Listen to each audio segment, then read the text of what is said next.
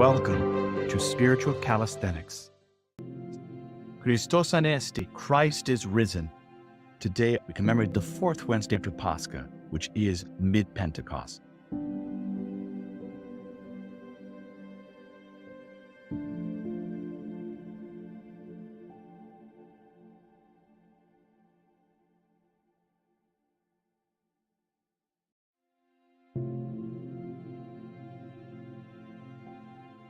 Regarding Saint Isidore, the martyr of Chios. This saint was a soldier from Alexandria. He came with the Roman fleet to Chios, where he was betrayed as a Christian to Numerian, commander of the fleet. Because he boldly professed himself to worship Christ as God and refused to worship any other, he was tormented and beheaded in 251 during the reign of Decius. Your martyr, O Lord, in his courageous contest for you, received as the prize the crowns of incorruption and life from you, our immortal God. For since he possessed your strength, he cast down the tyrants and wholly destroyed the demon's strengthless presumption. O Christ God, by his prayers, save our souls, since thou art merciful. The Feast of Mid-Pentecost. After the Savior had miraculously healed the paralytic, the Jews, especially the Pharisees and scribes, were moved with envy and persecuted him and sought to slay him, using the excuse that he did not keep the Sabbath, since he worked miracles on that day. Jesus then departed to Galilee. About the middle of the Feast of Tabernacles, he went up again to the temple and taught. The Jews, marveling at the wisdom of his words, said, "How knoweth this man letters, having never learned?" But Christ first reproached their unbelief and lawlessness, then proved to them by the law that they sought to slay him unjustly, supposedly as a despiser of the law, since he had healed the paralytic on the Sabbath. Therefore, since the things spoken by Christ in the middle of the Feast of the Tabernacles are related to the Sunday of the paralytic that is just past, and since we have already reached the midpoint of the 50 days between Pascha and Pentecost, the Church has appointed this present feast as a bond between the two great feasts, thereby uniting, as it were, the two into one, partaking of the grace of them both. Therefore today's feast is called Mid-Pentecost, and the Gospel reading at mid-feast, though it refers to the Feast of Tabernacles, is used. It should be noted that there were three great Jewish feasts: Passover, Pentecost, and the Feast of Tabernacles. Passover was celebrated on the 15th of Nisan, first month of the Jewish calendar, which coincides roughly with our March. This feast commemorated that day on which the Hebrews were commanded to eat the lamb in the evening and anoint the doors of their houses with its blood. Then, having escaped bondage and death at the hands of the Egyptians, they passed through the Red Sea to come to the Promised Land. It is also called the Feast of Unleavened Bread, because they ate unleavened bread for 7 days. Pentecost was celebrated 50 days after the Passover. First of all, because the Hebrew tribes had reached Mount Sinai after leaving Egypt, and there received the law from God. Secondly, it was celebrated to commemorate their entry into the Promised Land, where also they ate bread, after having been fed with manna for 40 years in the desert. Therefore, on this day they offered to God the sacrifice of bread prepared with new wheat. Finally, they also celebrated the Feast of the Tabernacles from the 15th to the 22nd of the 7th month, which corresponds roughly to our September. During this time, they live in booths made of branches in commemoration of the 40 years they spent in the desert, living in tabernacles, that is, tents. Midway in the feast, refresh my thirsty soul with the flowing waters of piety. You cry to all, O Savior, let them who thirst come to me and drink. You, O Christ our God, are the fountain of life. Glory to you. The Epistle for this feast, from Acts of the Apostles. In those days, the apostles fled to Lystra and Derbe, cities of Lycaonia, and to the surrounding country, and there they preached the gospel. Now at Lystra there was a man sitting who could not use his feet. He was a cripple from birth, who had never walked.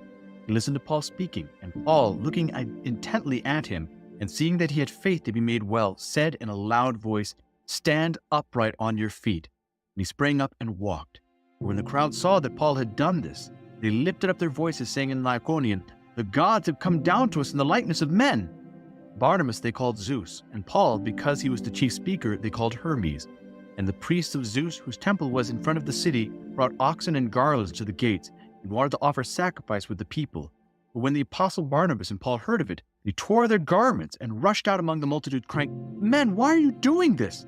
We are also men of like nature with you, and bring you good news, that you should turn from these vain things to a living God, who made the heaven and the earth, and the sea and all that is in them. In past generations he allowed all the nations to walk in their own ways, yet he did not leave himself without witness, for he did good, and gave you from heaven rains and fruitful seasons, satisfying your hearts with food and gladness. With these words they scarcely restrained the people from offering sacrifice to them. As we see, such is the glory of God, that the disciples seem to be like God's people. The Gospel according to St. John. About the midway through the feast, again, this is the mid-feast of tabernacles, Jesus went up into the temple and taught. The Jews marveled at it, saying, "How is it that this man has learning when he has never studied?" But Jesus answered them, "My teaching is not mine, but his who sent me. If any man will is to do his will, you shall know whether the teacher is from God, or whether I am speaking on my own authority. He who speaks on his own authority seeks his own glory, but he who seeks the glory of him who sent him is true, and in him there is not falsehood. Did not Moses give you the law? Yet none of you keeps the law. Why do you seek to kill me?" This is, of course, because the people in charge, the scribes and the Pharisees, they want to kill Jesus because the people are following after him. But the people in the synagogues don't understand this. And Jesus Christ is pointing out their hypocrisy. People answered, "You have a demon. Who is seeking to kill you?" Jesus answered them, "I did one deed, and you all marvel at it. Moses gave you circumcision, not that it is from Moses, but from the fathers. And you circumcise a man upon the Sabbath. Upon the Sabbath, a man receives circumcision, so that the law of Moses may not be broken. Are you angry with me because on the Sabbath I made a man's whole body well? Do not judge by appearances, but judge with right judgment." This is, of course, referring to the paralytic that was just healed on the Sunday of the paralytic that was done on the Sabbath day. Some of the people of Jerusalem said, "Is not this the man who they seek to kill? And here he is, speaking openly. They say nothing to him. Can it be that the authorities really know that this is the Christ? Yet we know where this man comes from. When the Christ appears, no one will know where he comes from." But Jesus proclaimed, as he taught in the temple, "You know me and know where I come from, but I have not come of my own accord. He who sent me is true, and him you do not know. I know him, for I come from him, and he sent me."